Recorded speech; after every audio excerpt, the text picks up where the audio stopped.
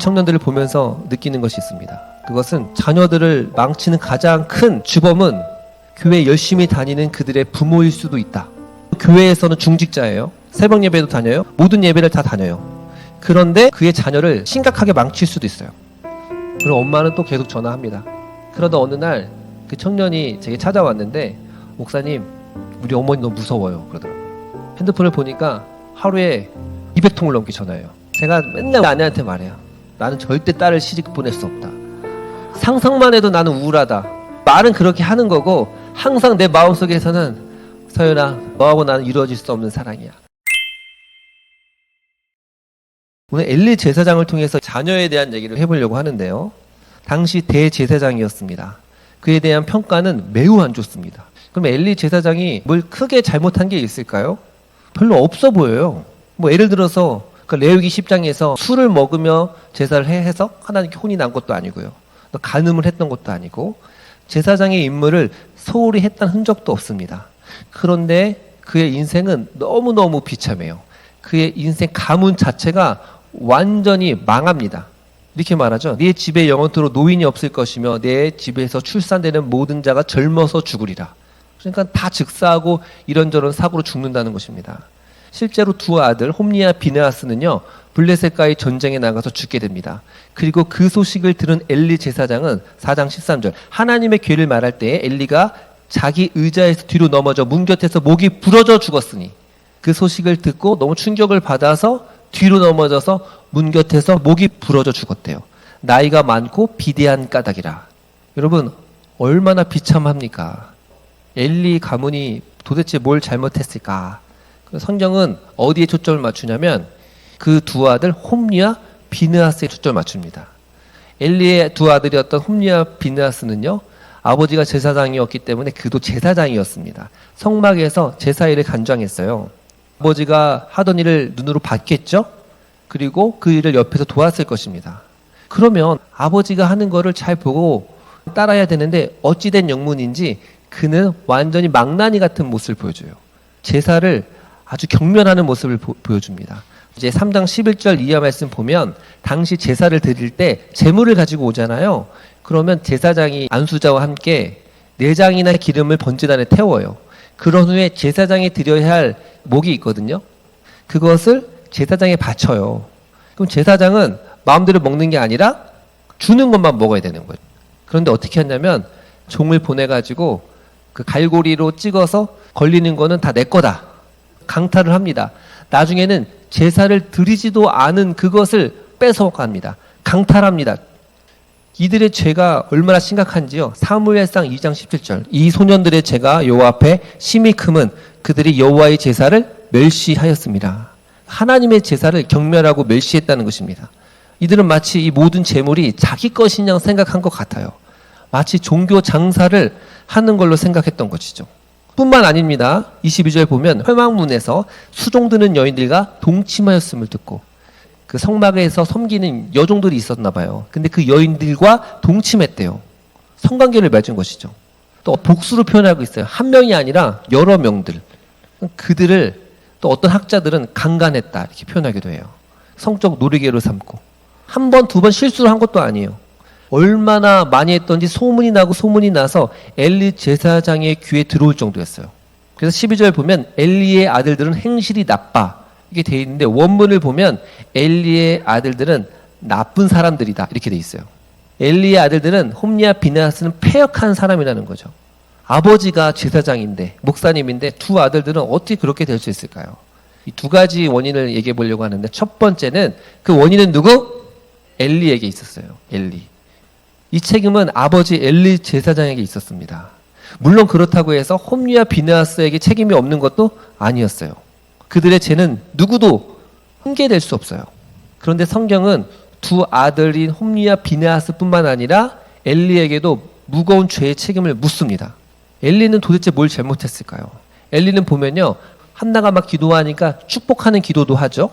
그리고 홈리와 비느하스에 대한 안 좋은 소문이 들려오니까 소문이 안 좋다 아들아, 그렇게 행하지 말라. 너희들이 죄를 범하면 결국 하나님께 혼난다.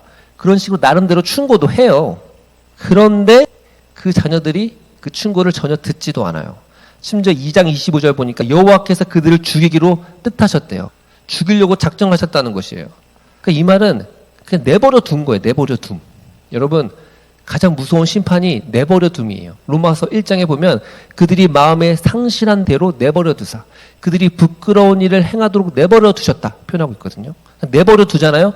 그러면 자동적으로 인간의 죄성이 폭발하면서 이 죄를 향해, 악을 향해 전력 질주하는 것입니다.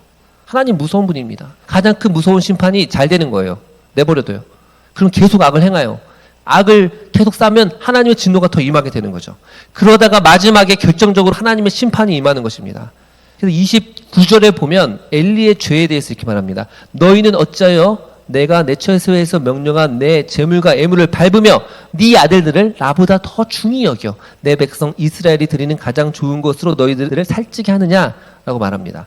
엘리가 한 게 아니라 홈리와 비느하스가 잘못했는데 엘리, 네가 왜 나의 재물을 짓밟느냐라고 비난하는 겁니다. 그러니까 무슨 말이에요? 홈리와 비느하스가 그런 잘못된 행태를 부리는 원인이 누구에게 있다?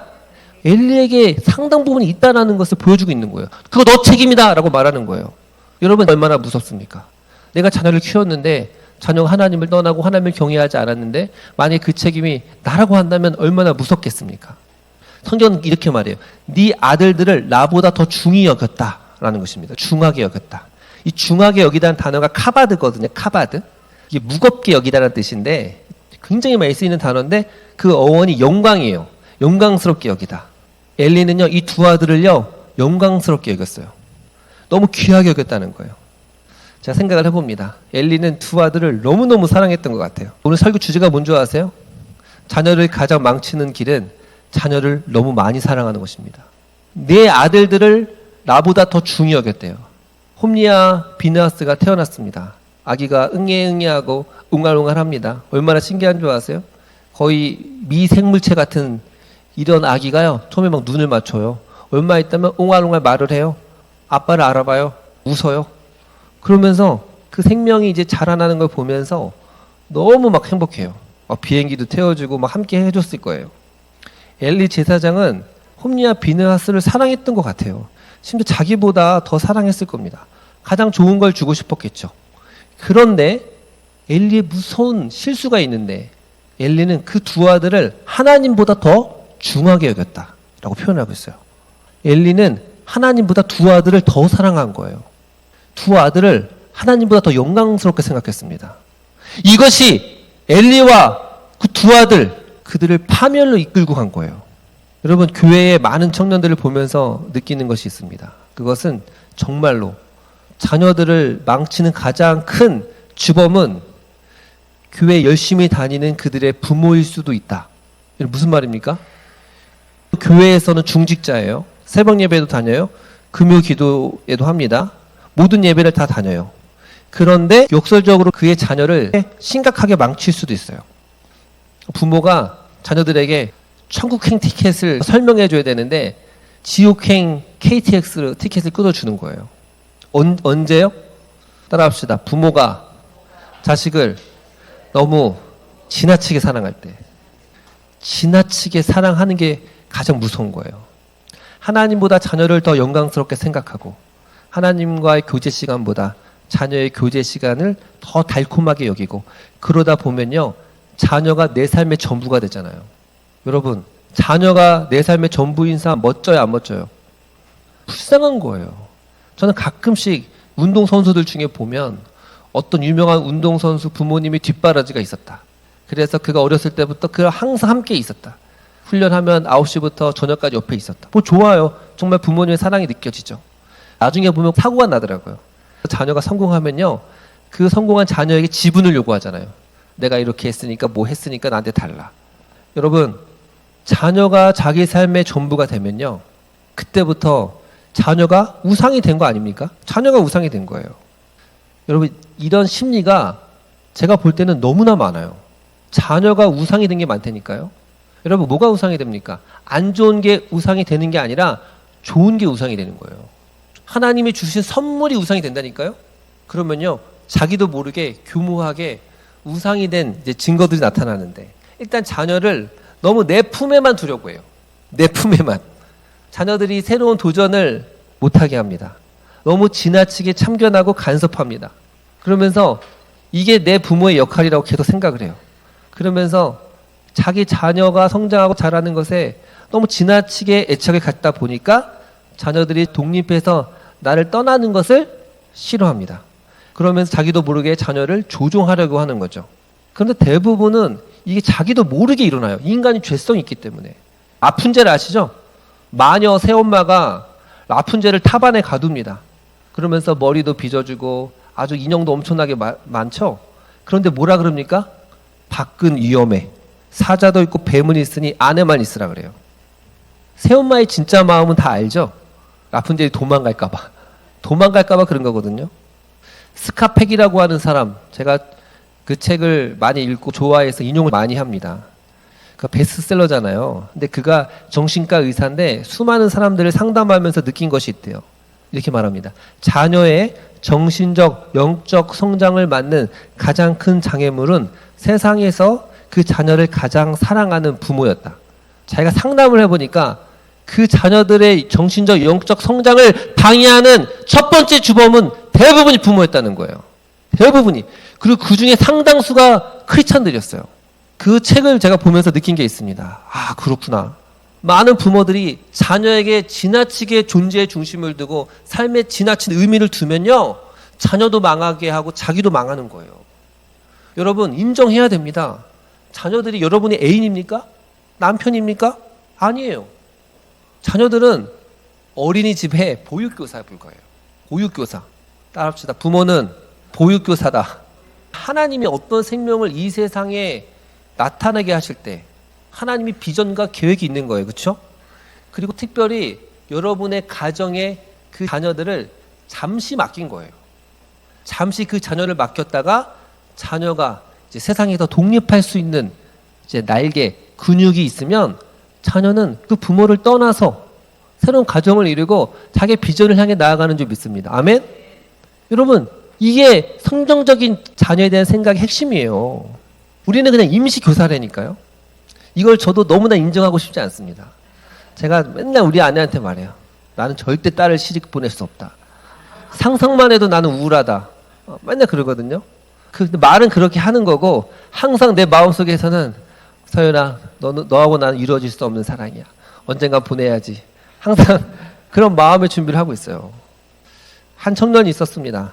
엄마는 그 아들을 너무너무 사랑합니다. 항상 우리 아들. 어렸을 때부터 아들을 너무 이뻐해 줍니다. 아들이 필요한 거 있으면 자기 먹을 거 안 먹고 다 사줍니다. 아이는 그 사랑 안에서 잘 자랍니다. 그런데 엄마는 남편과 사이가 안 좋아요. 그러면 엄마는 남편으로부터 받아야 하는 사랑, 그 사랑의 결핍을 누구로부터 채우려고 하는 줄 아세요? 자기 자녀로부터. 자기 자녀에게로부터 그 사랑의 결핍을 채우려고 하는 거예요. 하나밖에 없는 아들을 보면서 얼마나 기분이 좋고 보고만 있어도 웃음이 나오잖아요. 그렇게 잘 키워놨어요. 좋은 대학도 갔어요. 취업을 했어요. 서울로 올라갔습니다. 아, 역시 우리 아들이 서울로 올라갔네. 서울로 올라가서 처음에는 이제 주일마다 내려와요. 그러다가 점차 내려오는 숫자가 줄어들어요. 그전에는 매일 통화하며 시시콜콜 다 이야기했거든요. 언제부턴가 전화하는 숫자가 줄어들죠. 그러면 이제 엄마가 점점 불안해지기 시작합니다. 엄마는 야, 집에 내려와라. 하지만 아들은 바쁘다고 합니다. 어느 날 엄마가 수소문 끝에 딱 보니까 아, 우리 아들에게 뭔가 변화가 있구나. 그건 바로 여자친구가 생겼구나. 그러면서 아들에게 설득을 해서 한번 괜찮으니까 보자고 합니다. 아들의 여자친구를 본 엄마의 마음은 마음에 들까요, 안 들까요? 무조건 안 들게 되어 있습니다. 무조건 안 들게 되어 있어요. 그러면서 점차 혼자 상상의 나래를 펼칩니다. 아, 우리 아들이 나밖에 몰랐는데 저 여자를 만나면서 나한테 소홀하네. 물론 그렇게 대놓고 얘기는 하진 않지만 그러면서 그 여자친구와 헤어지기를 은근히 조종하고 권면합니다. 그러면 이제 아들은 그런 소리를 더 듣기 싫어서 전화를 잘 안 하게 되죠. 그럼 엄마는 또 계속 전화합니다. 그러다 어느 날 그 청년이 제게 찾아왔는데 목사님, 우리 어머니 너무 무서워요. 그러더라고요. 핸드폰을 보니까 하루에 200통을 넘게 전화해요. 부재중 통화 찍히는데. 여러분, 너무 무섭지 않습니까? 그 자녀를 사랑하는데 우상이 되어버렸어요. 그래서 자기도 망하고 자녀도 힘들게 하는 것입니다. 여러분, 자녀들에게 너무 삶의 의미를 두지 마십시오. 자녀를 사랑하되 여러분의 존재의 무게 중심을 자녀에게 다 둘 필요가 없다라는 것입니다. 여러분 생각해 보세요. 우리 청년들도 여기 있지만 부모님이 있어요. 근데 부모님이 하루 종일 우리 아들이 나한테 전화 오기만을 기다리며 살아. 우리 엄마가. 어떨 것 같아요? 좋아요, 안 좋아요? 안 좋죠? 안 좋다니까요? 너무너무 사랑하는 것 같지만 아니에요. 하나님이 정해주신 한도를 벗어나고 하나님보다 더 사랑한다는 것은 이것이 자기 자신에게도 안 좋게 됐다는 거예요. 자녀들에게요, 안 된다는 것은 안 된다고 말하면 됩니다. 저는 가끔씩 보면 경제적으로는 그렇게 여유가 있지 않은데도 자녀가 원해요. 그래서 유학을 보내는데 저는 그것도 그렇게 하지 않았으면 좋겠어요. 물론 경제적 여유가 되면 좋은데, 그런데 안 되는 상황에서 몇백만 원을 보내면서 나는 평생 너를 바라보며 모든 걸 다 희생했다. 그렇게 할 필요가 없다는 것입니다. 자녀에게 줄 수 있는 좋은 선물은 안 된다라고 말할 때 자녀가 그 분별력이 생기는 거예요. 그 결핍을 알아야 그 결핍을 통해서 주시는 하나님의 은혜를 깨닫게 되는 줄 믿습니다. 그 자녀가 결핍을 느끼잖아요. 그 결핍이 에너지가 되는 거예요. 그래서 성장하는 거예요. 아멘. 하나님이 주신 자녀를 사랑하고 희생해야겠지만 하나님이 우리 삶의 첫 번째가 되어야 될 줄을 믿습니다. 아멘. 자녀와 대화하고 식사하는 것보다 하나님과 교제하는 것이 더 행복해야 될 줄을 믿습니다. 아멘. 자녀들은 언젠가 떠납니다. 언젠가 떠나요. 하나님은 떠나요, 안 떠나요? 안 떠납니다. 자녀보다 하나님을 더 사랑하시는 우리 주의 백성들을 축복합니다. 두 번째, 엘리가 잘못한 게 있어요. 엘리는 가르치지 않았어요. 그들은 제사를 멸시했죠. 근데 왜 멸시했습니까? 여호와를 알지 못했다, 이렇게 표현하고 있죠. 여호와를 알지 못했대요. 그래서 그들은 분명히 엘리 제사장으로부터 제사 드리는 방법, 절기, 그다음에 어떻게 진설병을 설치하는지, 성막을 설치하는지 다 배웠을 거예요. 그런데 그들은 하나님 여호와를 알지 못했어요. 왜 알지 못했을까? 제가 가르치지 않은 거예요. 가르치지 않았어요. 엘리 제사장은 뭐 제사 드리는 법, 제사장의 직무에 대해서는 가르쳤을지 모르지만 여호와 하나님에 대해서는 알려주지 않은 거죠. 근데 이미 신명기에서 가장 중요한 명령을 모세가 얘기했어요. 쉐마라고 해서 이스라엘 백성들은 지금도 이거에 목숨을 걸잖아요. 신명기 6장 4절부터 6절 말씀 보면 이스라엘아 들으라, 우리 하나님 여호와는 오직 유일한 여호와시, 너는 마음을 다하고 뜻을 다하고 힘을 다하여 네 하나님 여호와를 사랑하라. 오늘 내가 네게 명하는 이 말씀을 너는 마음에 새기고 네 자녀에게 부지런히 가르치고 집에 있을 때든지 길을 갈 때든지 누워 있을 때든지 일어날 때든지 이 말씀을 강론할 것이며, 또 그것을 내 손목에 메어 기호를 삼으며 내 미간에 붙여 표로 삼고 또 내 집 문설주와 바깥문에 기록할지라. 아멘. 여러분 이스라엘 가보세요. 나는 이상한 게 이스라엘 가가지고 거리를 다니다 보면 뭔가 그걸 붙여놓고 다녀. 진짜 뭔가 붙여놓고 다닌다니까요. 이렇게 팁에 연결해가지고 이런 사람들이 지금도 있어요. 지금도. 그리고 정말 손목에 다 붙여놓고 다녀요. 정통 아주 보수적인 유대인들은 아직도 그러고 있습니다. 이것은 구약의 지상명령이에요. 절대적으로 우리가 순종해야 될 명령, 하나님의 말씀을 가르치라. 언제? 집에 있을 때든지 길을 갈 때든지 누워 있을 때든지 일어날 때든지. 그런데 엘리 제사장은 안 한 거예요. 그래서 여호와를 알지 못했다고 그러잖아요. 가르치지 않은 것입니다. 여러분 한국 교회의 가장 심각한 문제는 저는 이 말씀을 실천하고 있지 않다는 것입니다. 주일학교라는 이 말도 사실은 무서워요. 그렇죠? 주일학교 뭐죠? 주일에만 하는 학교잖아요. 근데 과거에는 주일학교를 2번 했어요. 오전 예배, 오후 예배. 근데 지금은 거의 한 번만 드리죠. 한 번 1시간 반 잠깐 드리는 거예요. 그러니까 사람들이 주일학교니까 일주일에 한 번만 주일에만 교육해도 된다라고 생각을 해요. 잘못됐습니다. 제가 구약의 전통도 그렇고 청교도 신학을 또 읽어보고 개신교 전통을 보면 모든 신앙 교육의 첫 번째 주체는 누구예요? 부모였어요. 부모. 그래서 소요리 문답, 이런 문답도 보면 다 부모가 배워서 자녀를 가르치도록 한 거예요. 그런데 언제부턴가 한국 교회는 그냥 세속적인 교육 방식을 그대로 가져왔어요. 세상은 어떡하죠? 학원에게 의탁하잖아요. 사교육. 그러니까 사람들이 주일학교라고 하는 중등부, 고등부, 대학부, 청년부, 전도사님, 목사님, 우리 아이들 잘 가르쳐 주세요. 제가 초등부 할 때도 항상 느끼는 게 뭐냐면은 성도님이 가르치세요. 저는 돕는 사람입니다. 아니래요. 전도사님이 가르치래요. 하지만 전도사님이나 보통 부교육자들이 맡은 아이들이 뭐 40명, 50명, 100명 어떻게 그 아이들을 가르칩니까? 성경이 말하고 있는 건 뭐예요? 집에 있든지 길을 갈 때든지 누웠을 때든지 일어날 때든지 그렇게 할 수 있는 사람은 누구밖에 없다? 부모밖에 없잖아요. 부모밖에. 그러니까 많은 부모님들이 그 신앙의 의무를 저버려요.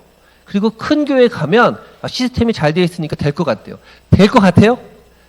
부모가 가르쳐야 됩니다. 부모가. 이것이 우리에게 주신 절대적인 사명인 줄을 믿습니다. 그리고 자녀에게 말씀을 가르쳐야 할 때요. 중요한 건 시기예요. 시기. 제가 얘기했죠. 뭐 중국도 그렇고 이슬람도 그렇고 여러분 10대 그나마 고3 19살까지만 자녀들이 부모의 말을 들어요. 20살이 되고 세상으로 나아가면 이제는 안 먹히는 거죠. 여러분 어렵지 않습니다. 자녀에게 성경의 이야기를 많이 들려주면 돼요. 저는 이렇게 보면서 성경이 맞다. 정말로 아이들은요 어렸을 때 부모와 대화하는 걸 좋아하고 이야기 들려주는 걸 좋아합니다. 아이가 한 5살, 6살만 되면 맨날 부모님한테 책 읽어달라고 그러잖아요. 이야기 들려달라는 거 아닙니까? 여러분 그럴 때 성경 이야기 들려주면 돼요. 성경 이야기. 제가 어제도 토요일 날 얼마나 바빠요. 그래도 제가 꼭 자기 전에 성경 이야기 들려주고 잡니다. 왜 그런 줄 아세요?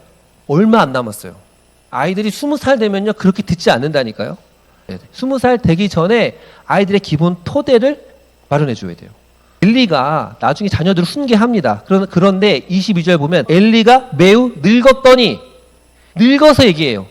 그러니까 홈리와 비느하스가 다 컸잖아요. 머리가 굳었어요. 그러니까 아버지가 아무리 얘기해도 들어야 안 들어요? 안 듣잖아요. 다 크면 머리가 굳으면 안 듣는다니까요. 여러분 자녀를 교육할 수 있는 골든 타임은 얼마 남지 않았어요. 정말 짧아요. 근데 우리 부모님들은 다 어떻게 합니까? 그 짧은 골든 타임 시간에 대학에 가는 게 중요하죠. 그러니까 일단 10대 때는 공부하고 신앙생활은 대학 가서 하라고 합니다. 그런데 이미 10대 때 세워진 가치관, 세계관은 잘 바뀌지가 않아요. 그러면 20살이 되면 그러니까 10명 중에 7명이 교회를 떠나는 거 아닙니까? 여러분 정말 자기가 자녀들에게 잘 가르쳤는지 생각해 보세요. 또 내가 이렇게 가르쳐야 된다는 지금부터 그런 각오가 있어야 돼요. 왜 예수님을 믿어야 하는지 가르쳐줘야 합니다. 하나님을 안 믿고 살다가 어떻게 되는지 가르쳐줘야 되겠죠. 예수님의 십자가, 예수님이 왜 십자가에서 그 고통을 당하셨는지, 또 동성애가 왜 나쁜 건지, 왜 다른 종교는 안 되고 오직 기독교에만 구원이 있는지, 내 안에 계신 성령님에 대해서 여러분 이거를요 10대 때부터 이야기해줘야 되는 거예요. 또 결혼 지금부터 얘기해야 돼요. 믿는 사랑은 만나야 된다. 믿지 않는 사람과는 연애도 하면 안 된다. 지금부터 계속 세뇌를 할 만큼 이야기를 해야 된다는 것입니다. 여러분 신앙교육 성경에 대해서 이렇게 말합니다. 성경은 잠언서 22장 6절 보니까 마땅히 행할 길을 아이에게 가르치라.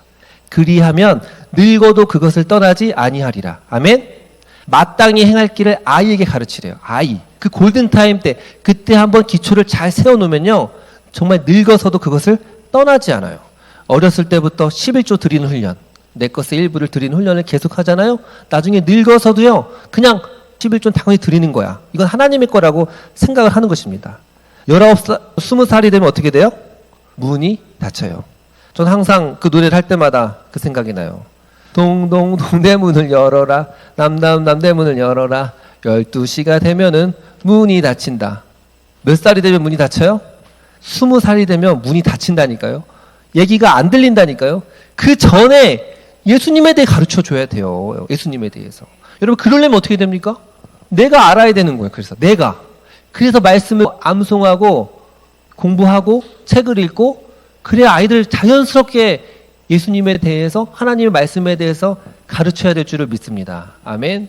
우리 백만제자교회의 핵심은 일단 이 교회에 오면은 주일학교도 열심히 하겠지만 부모가 자녀들을 정말 사랑으로 양육하는 법, 특히 가정예배 드리고 가르치는 거를 훈련하려고 그래요. 그래서 부모들을 훈련하는 게 중요해요.